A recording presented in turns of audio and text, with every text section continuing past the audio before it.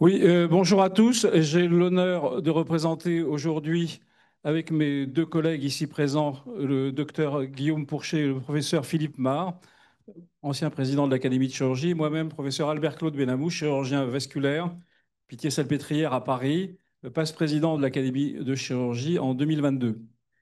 Voilà, et donc aujourd'hui, ben, c'est un plaisir de vous parler de notre passion, l'Académie nationale de chirurgie, et de la passion qui nous anime tous les jours, c'est-à-dire la chirurgie au service des patients et au service du progrès et de la science.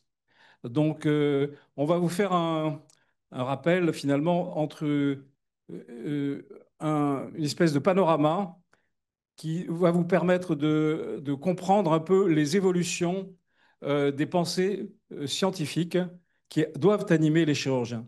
C'est comment le progrès est devenu notre moteur, l'innovation, la transformation de ce que nous connaissons aujourd'hui, de ce que nous allons connaître demain, et comment, au travers des siècles qui se sont passés, nos prédécesseurs ont eu cette préoccupation depuis l'origine, depuis que l'homme est homme, et qu'il a voulu soigner son patient, son prochain.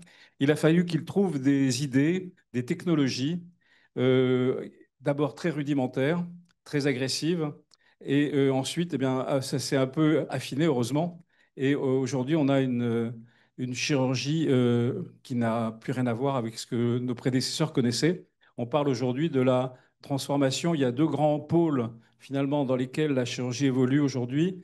C'est de la chirurgie dite 4.0, c'est-à-dire de l'immersion de l'ensemble de l'écosystème, c'est comme ça qu'on dit, chirurgical, au sein de la digitalisation, de la transformation digitale de notre société.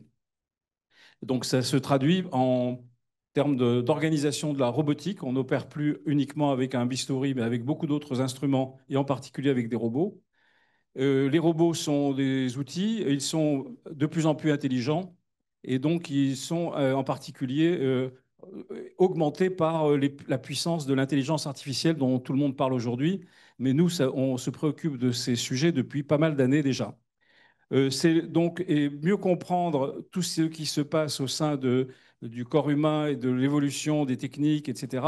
Ça suppose qu'au fur et à mesure, la science chirurgicale s'enrichit d'un certain nombre de données qui vont devenir de plus en plus importantes, de plus en plus puissantes, et au sein desquelles il faut comprendre par des algorithmes ce que nous pouvons éventuellement trouver de mieux à faire.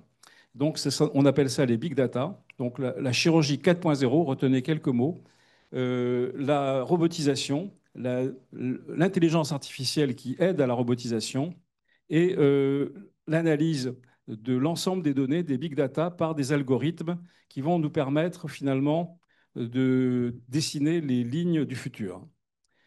La deuxième grande révolution qui est en cours, c'est l'intégration finalement d'un concept qui semble assez naturel, c'est que quand on opère un être vivant, en particulier un homme, mais ça aussi les animaux, eh bien, on interagit avec le milieu biologique dans lequel ce que l'on va faire, une technique, une procédure, va avoir des évolutions variables en fonction de la connaissance qu'on a de la réaction biologique sur laquelle finalement il va y avoir soit un processus de cicatrisation, soit de réparation des lésions, soit des lésions pathologiques, soit des lésions traumatiques.